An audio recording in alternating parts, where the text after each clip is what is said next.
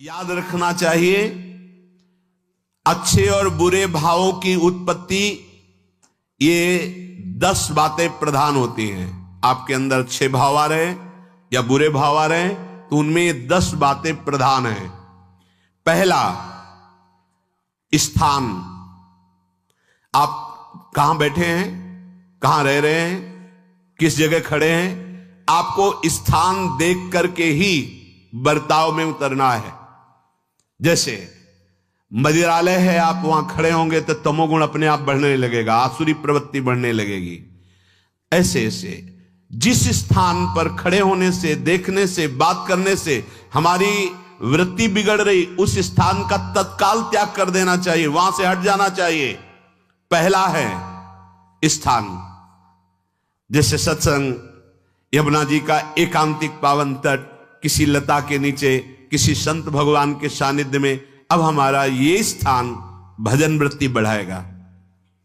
उस व्यक्ति का घर जिसके पास जाने से वासनाएं बढ़ रही, उस स्थान में जहां दृश्य देखने से हमारे अंदर गंदी बातें आ रही, पहला है स्थान। दूसरा है अन्न। बहुत बड़ा प्रभाव अन्न का होता है। अगर अधर्म के द्वारा कमाया हुआ अन्न है तो बुद्धि अधर्म में ही लगेगी। यदि भोजन पकाते समय, रसोई रांधते समय आप विकारात्मक चिंतन कर रहे हैं तो कोई भी प्रसाद पाए उसके अंदर विकार जागृत हो जाएगा।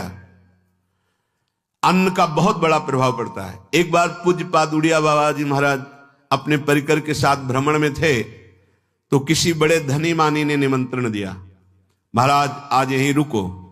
तो बाबा ने कहा हम लोग गांव के अंदर नहीं रुकते, तो बाहर कोई वृक्षों का समुदाय, जंगल जैसा, तो उसमें वहां रुके, पर भोजन उनकी तरफ से, भोजन सबने पाया। जब सुबह हुआ तो महात्मा जन, साधक जन एक दूसरे की तरफ देखे और बोले आज तो हमको बड़ा दोष हुआ, गंदा स्वप्न आया और हमारा संयम बिगड़ गया। बोले ये तो हमको भी हुआ, जितने थे सबको हुआ। उड़िया बाबा के समीप गए, बाबा ने कहा अच्छा ऐसा हुआ, ये तो अन्न दोष है, बुलाओ सन्न पवाने वाले को, फिर चलेंगे। बुलाया और बाबा ने कहा बिल्कुल सत्य बोलना, नहीं तो आप जानते हो इतने महात्माओं के संयम को आपने भ्रष्ट कर दिया, सत्य बोलना क्या बात थी। उनका महाराज संतान नहीं हो रही थी, सुना था आप बहुत सिद्ध महापुरुष हैं तो आपके परिकर को इसीलिए पवाया, अंदर काम भाव था कि हमारे कामना थी कि संतान उत्पन्न हो, वैसे चिंतन करते हुए बनाया ऐसे। बोले सबका संयम नष्ट कर दिया, होश में, नरक जाने वाली बात मत सोचो। अरे संतों को पवाओ जैसे अपने पुत्र को पवाते हैं, ऐसी भावना करनी चाहिए। आज हो भाग्य तो परिणाम खुद मंगल में निकलेगा। काम भाव से युक्त होकर क्यों बनाया, सब संतों के अंदर विकार पैदा कर दिया। अन्न का प्रभाव पड़ता है, हम जैसा अन्न पाते हैं वैसा। कई बार सुनाया है, सिद्ध महापुरुष पूज्य प्रातः स्मरण श्री बलराम दास जी महाराज झाड़ू मंडल के, यमुना के पावन तट पर ही है, रास मंडल के पास ही, वो अपने एक लता के नीचे बैठे हुए भगवत चिंतन कर रहे थे। अचानक यमुना जिस नजदीक है तो कोई माई स्नान किए हुए निकली तो नेत्रों ने देखा और विकार उत्पन्न हो गया। वयोवृद्ध सिद्ध महापुरुष, उन्होंने कहा आप तो इस शरीर को नष्ट कर दूंगा। शिष्यों ने कहा महाराज ऐसा क्यों? बोले किसी माता के शरीर को देखकर हमारे अंदर विकार क्यों आ गया? ऐसा नहीं, आज तक कभी नहीं हुआ, ऐसा क्यों हुआ? उनका महाराज आपस में सब शिष्यों ने कि कुछ ना कुछ तो खान पान में गड़बड़ी हो गई तभी ऐसा हुआ। बाबा आज परिक्रमा करते हैं वृंदावन की, बाद में आप जो आदेश करेंगे जैसा करेंगे, पहले परिक्रमा। वृंदावन की परिक्रमा का बहुत बड़ा प्रभाव, जब कभी मन आपका ऐसा विक्षिप्त हो, परेशान हो, तत्काल परिक्रमा प्रारंभ कर देना, नाम जप करते हुए। आप देखना परिक्रमा पूरी होते होते शांति हो जाएगी। बाबा ने खूब नाम कीर्तन करते हुए शिष्यों के साथ परिक्रमा दी, मन का विकार शांत हो गया। उनका ऐसा कैसे हो सकता है कि हमारे अंदर विकार आ गया? ये बड़ी सूक्ष्मता का विषय है। कल प्रसाद कहां से आया था? तो उस समय लाड़ेले गोविंद देव जी महाराज यहीं विराजमान थे वृंदावन में। बोले तो ठाकुर गोविंद देव जी का प्रसाद आया था। लकुट उठाई, गए हो तो भगवत स्वरूप तस्मित तज्जने भेदा भावात, भगवान और भगवान के ऐसे जनों में भेद नहीं होता, वो भगवत स्वरूप होते हैं। गए और कहा बताओ आपका प्रसाद न पावे तो अपराध लगे कि प्रसाद नहीं पाया, और प्रसाद पावे तो हमारे अंदर काम जागृत हो जाए, हम तो मरे ना दोनों तरफ से। तो ठाकुर जी बात कर रहे थे, दूसरों को नहीं सुनाई दे रहा था। कह रहे थे कि देखो नाराज मत हो, कलकत्ता की वैश्या थी, उसने भोग लगाया, अब उसने भोग लगाया तो हमने चख पाया, तो आपको प्रसाद का किनका लेना चाहिए? किसने कहा था कि पूरा प्रसाद पाइए? जरा किनका ले लेते हो, मधुकरी पाते।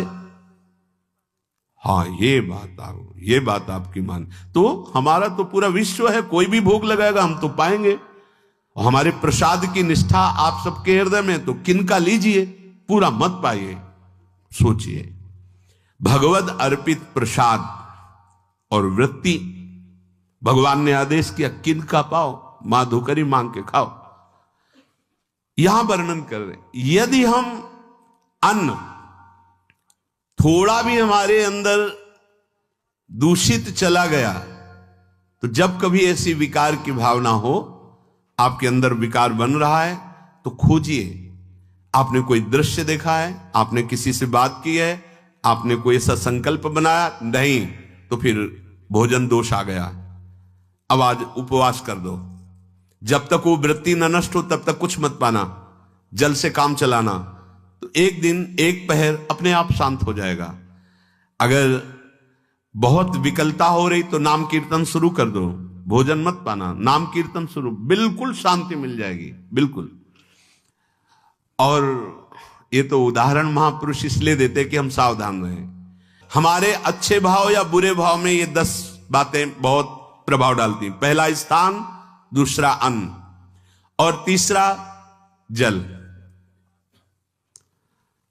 पानी भी बहुत संभाल के, नहीं आजकल तो देखो प्रायः ऐसे दांत से प्लास्टिक नोचेंगे, ऐसे पानी पिएंगे, कब भरी गई, कहां भरी गई, कैसा पानी, बड़ा देखो कैसा हमारे भजन साधन के लिए विक्षेप पैदा होता चला जा रहा है। पहले सुंदर सरोवरों का जल, मतलब 15 वर्ष तो गंगा जल ही केवल पिया है, जो आकाशवृत्ति से मिला नहीं, गंगा जल ही पिया है। कुआं का जल, फिर आया हैंडपैप का जल, अपवित्र होने लगा। हैंडपैप में जो वाशर, अगर वो कहीं चमड़े का पड़ा हुआ है तो अपवित्र जल हो गया। अब हैंडपैप का भी अंतर ध्यान स्वरूप हो गया, अब तो नहीं दिखाई देता। अब रह गया है मोटर से निकले और फिल्टर में जाए, वो मशीन जो फिल्टर करती पानी को, आरओ, उससे। अब वो जिनके पास है तो है, नहीं तो परिक्रमा लगाया हो, आपको पानी पीने को नहीं मिलेगा। देखो कैसा समय आ गया। भोजन, पहले कोई दगाबाजी भोजन में तो नहीं करता था। गांव में जब जिसके यहां दूध बेचा जाता था ना, उसको बहुत लघु दृष्टि से देखा है, गाय माए एक बराबर होती है, ये दूध बेचता है। 10-5 किलो मठा तो आप ऐसे मांग के ले सकते थे, अगर अड़ोस पड़ोस में वो मठा मिल जाएगा। जब कोई उत्सव होता, फ्री दूध 100-200 500 किलो पूरे गांव के सब दे देते, कोई ऐसे बेचता था। अब दूध नहीं, जब बूढ़े लोग बैठते थे कहते थे पानी बिकेगा आगे चल के। आज पानी बिक रहा है, नहीं बिक रहा, पानी बिक रहा है। हमें लगता है सबको ही पैसे से ही पानी है, वो बोतलें नीली नीली नहीं, इतनी बड़ी बड़ी बिकती, उन्हीं से पानी पिया जा रहा है। आगे और समय जल का प्रभाव पड़ता है। जैसे हम गंगा जल पीते थे, सही कहते हैं, कई दिन जब भोजन नहीं मिलता तो पूरी पौष्टिकता गंगा जल से मिलती थी। गंगा माता के जल से ऐसा लगता था मानो हम परम पावन अमृत पान कर रहे हैं, सारी पौष्टिकता मिलती थी। कुएं का जल अपने आप में पौष्टिकता से युक्त होता, जो हमें चाहिए। आज देखो जल की समस्या हो गई, पवित्र जल पीने के लिए हम तरस रहे हैं। कहां है जल और कैसे मिलेगा जल? या तो आप पैसे वाले हो तो आप खरीद करके पीजिए, नहीं तो अब वो जल नहीं रह गया कि कुएं से निकाला पी लिया या सरोवर से पी लिया, या कैसा दुर्भाग्य है। जल का बहुत बड़ा योग है साधना में। जैसे स्थान का तो परम पावन वृंदावन धाम, अन्न का तो अब हम भगवत प्रसाद पाते हैं, तो जल का बहुत बड़ा योग है। आज दूषित होता चला जा रहा है, क्योंकि अब हाथ की बात नहीं रह गई है कि आप सुंदर कुआं से जल लें या सरोवर से जल लें या आप नदी से जल लें। हाँ, स्वामी जी के लिए लिखा हुआ है कि रोज यमुना स्नान और रोज यमुना जल ही पान। हमारे वृंदावन के समस्त भगवत स्वरूपों का स्नान यमुना जल से ही होता था, हो रहा है और होता ही रहेगा। बिहारी जी के लिए आज भी कलश में भरकर यमुना जल ही जाता है। वो कपड़ा से ऐसे ढक के, जब हम 2 बजे परिक्रमा देते थे तो एक महाभागवत है, वो किसी को छूते नहीं, दूर से कहते छूना मत, बिहारी जी के लिए जल जा रहा है स्नान के लिए बिहारी जी का। फिर चौथा है आपका परिकर, जहां पर रह रहे हैं वो समुदाय, चाहे परिवार हो या आप समुदाय, वो कैसा है, रजोगुणी है, तमोगुणी है, सतोगुणी है या त्रिगुणातीत भागवतिक है, उसका प्रभाव पड़ेगा। पांचवा है आपका पड़ोस, आसपास वाले घर, जैसा है वैसा प्रभाव पड़ेगा आपके ऊपर। पड़ोस निंदनीय है तो बंधन से युक्त होना पड़ेगा। लंका के पड़ोस में रहने के कारण अगाध महिमा वाले समुद्र को बांध दिया गया, रघुनाथ जी ने पुल बांधा और दंड देने के लिए तैयार हो गए थे सरकार, अग्निबाण संधान कर लिया था, पड़ोस के कारण ही तो ना, पड़ोसी रावण था। इसीलिए आस पड़ोस का बड़ा प्रभाव पड़ता है। फिर अगला है दृश्य, इस पे बहुत सावधानी की जरूरत है। ये मोबाइल भगवान चल गए हैं, बहुत विस्तार से चल गए हैं। अब कोई छोटा मोबाइल रखना नहीं चाहता, सब वो स्क्रीन वाला रखना चाहते, टच मोबाइल। दृश्य से बचो, बच्चों, जवानों, बूढ़ों, सबकी वृत्ति जो माया आकर्षित करती, जो दृश्य हम देखने के लिए अंदर से उल्लसित है, वो मोबाइल में सब है, चाहे भागवतिक और चाहे सांसारिक। तो भाई देख लो, गुण दोष में संसार है। अगर आप दोष ग्रहण करना चाहते तो दोष ले लो, गुण तो गुण। बहुत बहुत खतरनाक विषय है और बहुत लाभदायक विषय है। किसी संत की वाणी एक बार समझ में नहीं आई, अगर हम 10 बार सुने तो समझ में आ जाएगी, ये लाभदायक है। कभी कोई किसी से बात करनी, पहले जाए तो पोस्ट कार्ड चलते थे, एक कार्ड, वो 15 पैसे का इतना बड़ा वाला आता था, 25 पैसे का बंद वाला लिफाफे में आता था, नीले नीले कागज का 15 पैसे वाला कार्ड। उसमें चिट्ठी जाती थी महीनों में, कभी यहां 1 मिनट में अमेरिका से बात कर लो, कितनी बढ़िया बात हो गई। उसका दुरुपयोग ना करो। अब हमारी इतनी चंचल वृत्ति है कि दुरुपयोग करने के लिए उत्साह बढ़ जाता है। बोले अब सब काम हो गया है, अब एकांत सेवन कर रहे हैं, अंदर से सिटकिनी बंद और मोबाइल भगवान का संग शुरू। 2-4 मिनट सत्संग और अच्छे दृश्य देखे, फिर बगले में वहां सब होता है कि आप बस उसको ऑन कीजिए, फिर जो मनोरंजन शुरू होता है, फिर उपासक मिटिया मेट हो जाता है। ये बहुत सावधानी की बात कह रहे हैं। वैसे हमें लगता है यदि आप कोई बड़े कार्य वाले ना हो तो छोटा मोबाइल रखे तो अच्छा रहता है। तो इसलिए ये एक ऐसा कलयुग भगवान ने रचा है कि बचा पाना बड़ा मुश्किल है। इससे वृत्ति को बचाओ, जो बचा ले गया वो आगे साधना कर सकता है। बहुत सावधान बच्चों। हमें लगता है यदि आपका मन चंचल हो, आपके शासन में ना हो, तो स्क्रीन वाला मोबाइल अपने माता पिता को दे देना चाहिए। और हम कहते हैं रखो, छोटा वाला रखो, कभी कोई आपत्ति विपत्ति या सूचना देनी हो, बढ़िया काम करता है। जरूरी नहीं है इतना बड़ा लेके चलना। हाँ, अगर आपको बहुत राजकीय विभाग के कार्य हैं तो बात अलग है कि कौन सी सामान कहाँ कैसे, तो वहां से वीडियो भेज रहा है, वो चेक कर रहा है, यस हाँ ठीक है अब चलाओ। अपने को क्या काम है?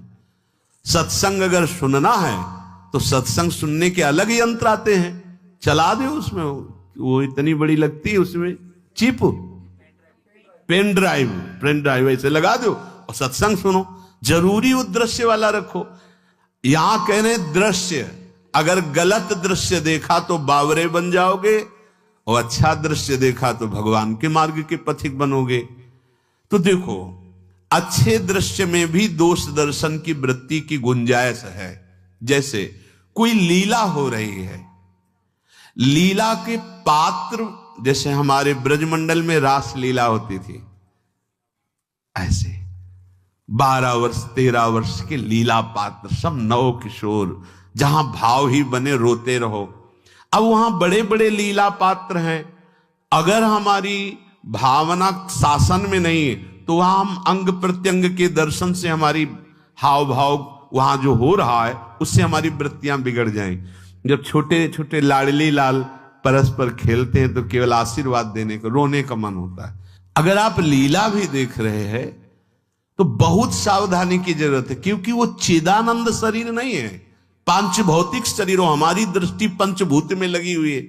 नाम जप करो, लीला गायन करो, फिर देखो जो लीला है, यही जीवन का परम सुख मिलेगा। सच्ची मान लीजिए। बस हम बार बार ये कहते हैं, मोबाइल का सदुपयोग कीजिए, दुरुपयोग नहीं। मोबाइल बुरा नहीं, उसका प्रयोग बुरा है। दृश्य और साहित्य, वैसे ही मनोवृत्तियां फिसलने वाली हैं, और जब ये आ गया कि फिसलाने में कितना लाभ है तो हानि, ऐसा कोई साहित्य और आलोचना, ऐसी कोई वार्ता ना करे जिससे हमारे अंदर गंदे भाव आवे। यदि अच्छी चर्चा करते तो अच्छे भाव आते हैं। देखो, अभी ऐसी कोई भावुक चर्चा होने लगे तो सबका हृदय द्रवित हो जाएगा, और गंदी चर्चा हो तो हमारा हृदय विकार युक्त हो जाएगा। और कार्य, आप जो कार्य करते हैं उसका प्रभाव आपके मन के ऊपर पड़ता है। और उपासना, आप उपासना भोगों की करते हैं या योग की करते हैं, ये 10 से भाव बनते हैं और 10 से भाव बिगड़ते हैं। स्थान, अन्न, जल, परिवार, अड़ोस पड़ोस, दृश्य, साहित्य, आलोचना, आजीविका का कार्य और उपासना। यदि ये भागवतिक हुए तो आपके अंदर भगवत भाव बढ़ेगा, और यदि ये रजोगुणी तमोगुणी हुए तो आपके अंदर आसुरी भाव बढ़ेगा। इन 10 से सावधानी पूर्वक व्यवहार होना चाहिए। जैसे आस पड़ोस में है तो बड़ी सुविधा है, यहां कोई किसी से मतलब नहीं रखता, बगल वाला कौन रह रहा किसी से मतलब, ये बढ़िया है। ज्यादातर गांव में होता है। अपने यहां ये अच्छा है कि जैसे आप अपने कमरे में गए, किसी से कोई मतलब नहीं है, वैसे ऐसा ही जीवन रखना चाहिए। अड़ोस पर ये ज्यादा जो व्यवहार मित्रता बढ़ाने वाला विषय, ये धाम में नहीं है, वृंदावन में ऐसा नहीं व्यवहार रखना चाहिए। आपके पड़ोस में कौन रख रहा है आपका परिचय नहीं होना चाहिए, कौन कौन रह रहा है आपकी जानकारी नहीं होनी चाहिए। नजर नीची की, अपने कुटिया में गए, अपने ठाकुर जी से मतलब, अपने भजन से मतलब। ना पड़ोसी को कुछ देना चाहिए ना लेना चाहिए, बात समझ लेना। कि जैसे आज उत्सव है, उनको हम बुलाते हैं, वो हमारे यहाँ, ये व्यवहार यहाँ नहीं है। बनवासी हो, ठाकुर का भोग लगाया, और अगर आपको बांटना है तो बाहर निकलो, आधा किलोमीटर दूर ऐसी जगह बांटो जो तुम्हें राधे श्याम दोबारा ना बोले, फिर वो तुम्हें बुलाएगा, फिर वो बैठेगा, फिर प्रपंच की बातें होंगी, निंदा स्तुति की होंगी, फिर बड़ी संगोष्ठी होती है, पता चलता है। क्या फायदा ऐसे जीवन से। आप वनवासी हो, समय एकांत में दीजिए, अपनी कुटिया में बैठिए, नाम जप कीजिए, निकलिए, सत्संग सुनिए, ठाकुर दर्शन कीजिए, परिक्रमा कीजिए, फिर अपनी कुटिया में। ज्यादा व्यवहार में नहीं उतरना चाहिए, ये वनवास है, वृंदावनवास। सत्संग का सेवन, रजोगुण तमोगुण का त्याग, तो दुष्संग से आप बच जाएंगे। दुष्संग से बचने का मतलब है काम क्रोध मोह स्मृति भ्रंश बुद्धिनाश सर्वनाश कारणत्वात्, देवर्षि नारद जी कहते हैं। अगर दुष्संग का त्याग हो गया तो आप काम का, क्रोध का, मोह का, जो हमारी भगवत स्मृति का नाश कर देते हैं, जो हमारी बुद्धि का नाश कर देते हैं, जो हमारे सर्वनाश करने वाले हैं, इनका त्याग कर पाएंगे। कुसंग अगर हो गया तो इनका त्याग नहीं हो सकता, बहुत कठिन हो जाता है। भगवत संबंधी तत्वबोध होना या भगवत रहस्य लीला में प्रवेश पाना, जो अपनी इंद्रियों को भोगों में तृप्ति कराने की कोशिश कर रहे हैं, उनका चिंतन भोगों का ही होगा। तो कैसे तत्वबोध होगा, कैसे लीला में प्रवेश होगा, बस ध्यान देना है, कैसे हो पाएगा? क्योंकि जिस चित्त वृत्ति से भगवदाकार हमें वृत्ति करनी थी, वो तो हमने भोगों के चिंतन में लगा दी, भोग क्रियाओं में लगा दी। एक स्थिति होती है जब आपकी चित्त वृत्ति भगवदाकार हो गई है, तो व्यवहार में रहते हुए भी विषयान ग्रहणंत मुंचंत वा, खान पान उठना बैठना है, सब बाहरी क्रियाएं हो रही हैं, अंतर से वो अपने आराध्य देव में सदैव स्थित रहता है। उसका परिचय आपको जब ऐसे महापुरुष का सानिध्य मिलेगा, तो आप विषय सेवन करते हुए भी निर्विषय रहेंगे। आपके अंदर विषयों की प्रियता नहीं रह जाएगी, आपके अंदर एक प्रबल वैराग्य ऐसी धारणा बन जाएगी, कुछ नहीं, कोई भी तुम्हें प्रभावित नहीं कर सकता। यद्यपि खान पान हर्ष आदि की सब व्यवहारिक वृत्तियां हैं, पर उस महापुरुष का प्रभाव ऐसा होगा कि आपका हृदय निर्विकार हो जाएगा। और बहुत ही त्याग की सब बातें की जा रही, लेकिन हृदय भी सही है तो संग से विषय रंग बढ़ जाएगा। ये देखा गया है। हृदय अगर निष्प्रिय है, जिसका हम संग कह रहे हैं, तो उसका परिणाम निष्प्रिय निकलेगा। व्यवहार में कुछ भी हो, निष्प्रियता ही आपकी बढ़ेगी, निर्विकारता बढ़ेगी, क्योंकि उसकी स्थिति का संग हो रहा है, उसका प्रभाव पड़ रहा है। तो सर्वनाश की जड़ है विषय चिंतन। ये बहुत बड़ी बात है। विषय चिंतन सर्वनाश की जड़ है। यहां विषय भोग नहीं कहा, क्योंकि चिंतन का परिणाम भोग है। पहले चिंतन होता है, साधक ध्यायतो विषयान पुंसः संगस्तेषु उपजायते, संगात् संजायते कामः, कामात् क्रोधो विजायते, क्रोधात् भवति सम्मोहः, सम्मोहात् स्मृति विभ्रमः, स्मृति भ्रंशात् बुद्धिनाशो, बुद्धिनाशात् प्रणश्यति सर्वनाश। कैसे हुआ? ध्यायतो विषयान पुंसः, विषयों का चिंतन। इसीलिए अनन्यश्चिन्तयन्तु माम भगवान आदेश करते हैं। विषय चिंतन न होने पावे, बिना चिंतन किए आपको कोई भी सुख नहीं मिल सकता। आप देख लीजिए, जगत के किसी भी भोग का सुख नहीं मिल सकता। चिंतन से ही आपको सुख की अनुभूति हो रही है। अगर आप चिंतन ना करें तो आपको कोई सुख नहीं मिल। आप चिंतन उसका घसीट लिया गया। अगर सुख होता तो भोग में मिल जाता, नहीं मिला। क्यों? कि बोले चिंतन नहीं। किसी को किसी गाढ़ विषय के चिंतन में फंसा दे, फिर उसके सामने भोजन रखे, खीर में नमक डाल दे, सब्जी में चीनी डाल दे और गाढ़ विषय में फंसा दे। तुम्हारा लड़का जो अकेला था, वो ऐसा ऐसा दुर्घटना हो गई, वो अस्पताल में, अब जल्दी से भोजन पाओ और निर्णय बताओ। वो बिल्कुल नहीं बता पाएगा कि खीर में नमक था, सब्जी में चीनी थी। उसका चिंतन वहां फंस गया। अगर ऐसे चिंतन हमारा प्रियाजू में फंस जाए तो संसार के सब क्रियाएं होते हुए भी वो परमहंस है, वो विदेह है। चिंतन, हम लोग चिंतन में चूक कर देते हैं तो फिर क्रियाओं में हमको बंधना पड़ता है। नहीं, सच्ची माने कोई भी क्रिया उसे बांध नहीं सकती। तो क्या जिनका भगवत चिंतन होता है वो असत क्रियाएं भी करते हैं क्या? तो बोले जब चिंतन ही नहीं तो असत क्रियाएं कैसे हो सकती है? पहले क्रिया के असत चिंतन होता है। आप देखना, कोई भी कार्य पहले चिंतन होता है।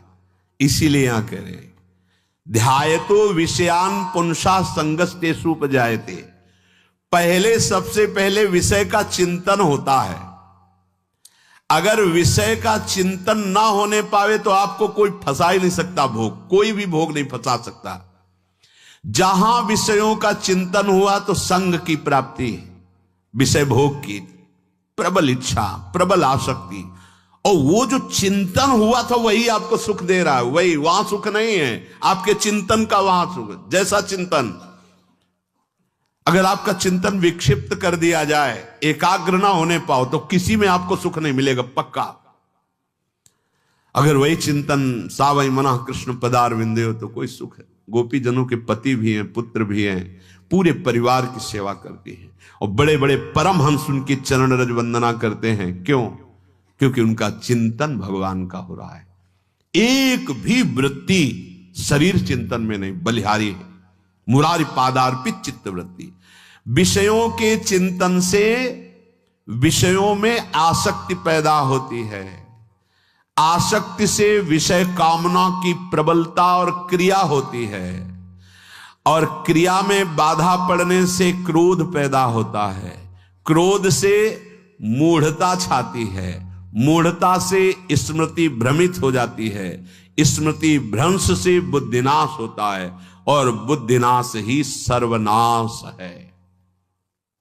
इसलिए चित्त का निरंतर अधिक समय तक सावधानी पूर्वक भगवन नाम में, भगवत लीला में, आप सब भगवत कृपा पात्र जन है, चिंतन न बिगड़ने पावे। होता क्या है कि क्रिया से तो हम सावधान है, समाज है, क्रिया से तो हम सावधान, क्योंकि समाज भी है, व्यवहार भी है सामने, लेकिन चिंतन तो कोई नहीं जान रहा ना, अंदर ही अंदर हम क्या चिंतन कर रहे हैं। तो साधक चूक कर बैठता है। देखो, बाहर चूक होगी तो उसका प्रायश्चित हो ही जाएगा, चार लोग निंदा करेंगे, पिटोगे, अपमानित होगे, प्रायश्चित। लेकिन अंदर जो हमारा गलत चिंतन हो रहा, पूरा का पूरा अंदर हृदय मलिन कर देगा। हमें उस बात का प्रायश्चित भी नहीं होगा, हमें जलन भी नहीं होगी कि हम गलत चिंतन कर रहे हैं, क्योंकि सावधान नहीं है। खास बात साधना में चिंतन संभालने की है। काम क्रोध मोह स्मृति भ्रंश बुद्धिनाश सर्वनाश कारणत्वात्, देवर्षि नारद जी कह रहे हैं। चित्त का जहां अधिक चिंतन होता है वही हमारी तन्मयता बन जाती है, वही हमारा स्वरूप होने लगता है। बोले बहुत कामी पुरुष है, बोले बहुत क्रोधी पुरुष है, बोले बहुत नीच पुरुष है, पूरा संबोधन होने लगा उसके लिए, क्योंकि वो उसी चिंतन से, वैसी क्रियाओं से। अरे बोले तो बड़े भगत हैं, भगवान के स्वरूप है साक्षात। जो हम अधिक चिंतन करते हैं वही क्रियान्वित होता है, जो क्रिया होती, चिंतन होती, वैसे हमारा स्वरूप बन जाता है, वैसे हमारी स्थिति हो जाती है।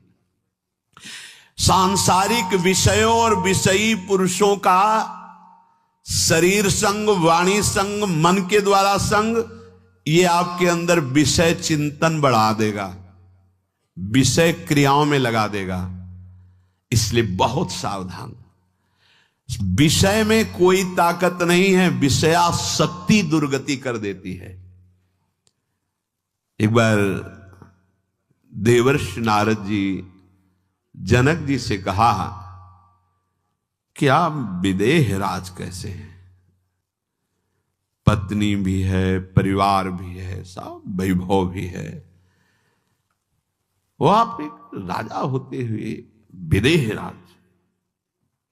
उनका आज विश्राम कीजिए, कल सुबह चर्चा करेंगे। तो रात्रि में अपने शयन गृह में देवर्षि नारद जी को शयन कराया और अपनी अर्धांगिनी से कहा कि आप जाकर शयन कीजिए देवर्षि नारद जी के साथ, जो आज्ञा। अब वहां देवर्षि नारद जी के समीप जब नारद जी ने देखा कोई स्त्री, तो शकिल गए और शकिल गए। और वो तो आज्ञा जैसी हुई थी, जब दीवाल मिली तो दीवाल की तरफ मुंह करके लेटे रहे। अर्धरात्रि में उठी और चली गई। देवर्षि नारद जी सुबह गए और कहा कि ये क्या मजाक था आपका, यदि आपको ऐसा ही व्यवहार करना था तो आप हमसे कह देते, तो हम बाहर जाकर शयन करते, आपने ऐसा क्यों किया। क्या हुआ महाराज? जब हम वहां शयन कर रहे थे, कुछ रात्रि व्यतीत होने पर आपकी अर्धांगिनी आई और लेट गई सैया पे। उनको पता नहीं कि एक देव ऋषि के साथ ऐसा व्यवहार नहीं कर। फिर क्या हुआ महाराज? फिर हम और खेलते गए, फिर दीवाल मिली तो उधर मुंह करके फिर सो गए। तो तुमने स्त्री को दीवाल नहीं समझा, दीवाल को दीवाल समझा। यही आप में और हम में फर्क है। आपके लिए जैसे दीवाल निश्चिंतता का कारण है, ऐसे ही हमारे लिए स्त्री होते हुए भी वो दीवाल की तरह ही है, किंचन मात्र विकार उत्पन्न नहीं कर सकती। यही अंतर है। इसी बात से हमको विदेहराज कहते हैं। ये स्थिति अब कह दे स्त्री शरीर और दीवाल में क्या ज्ञान की विशेषता? वो जड़ है और चैतन्य नहीं। ये शरीर भी जड़ है, चैतन्य आत्म तत्व है। पंचभूतों से दीवाल बनी है।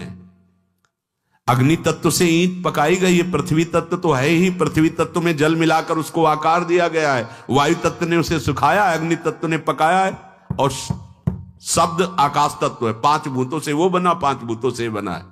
सच्चा ज्ञान ये कि इसमें और दीवाल में कोई अंतर नहीं। चैतन्य घन आत्म तत्व के कारण ये चलता फिरता नजर आता है, और वो खड़ा स्थायी जड़ दिखाई दे रहा है। इसमें भी भगवान है, उसमें भी भगवान है। इसमें भी पंचभूत है, उसमें भी पंचभूत है। नरसिंह भगवान खंबे से प्रकट हुए थे, बस केवल अज्ञान के कारण जड़ चैतन्य का भेद है। तो आप समझ में आया। ये जो हमारे अंदर भोगों की आसक्ति है, यही कामना प्रकट करते, यही पाप प्रकट करते, यही हृदय को मलिन कर। इसलिए हम अपने चिंतन को संभालें।